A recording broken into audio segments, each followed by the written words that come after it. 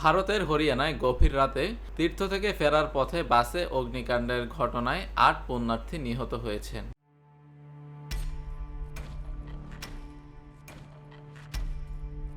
শুক্রবার রাত ১টা ৩০ মিনিটের দিকে হরিয়ানার নুহু জেলায় ঘটনাটি ঘটেছে। এই অগ্নিকাণ্ডে গুরুতর আহত হয়েছেন ২৪ জন।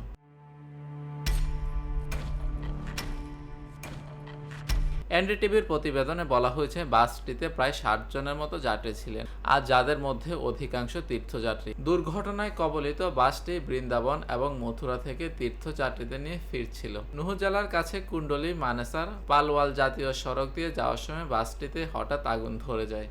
এ সময় স্থানীয়রা চলন্ত বাসে আগুন দেখে দ্রুত সাহায্যের জন্য এগিয়ে আসেন। পরে পুলিশে খবর দেওয়া হলে ফায়ার সার্ভিসের কর্মীরা এসে আগুন নিয়ন্ত্রণে আনে। তবে আগুন নিয়ন্ত্রণের আগে ঘটনাস্থলে ৮ জনের মৃত্যু হয়।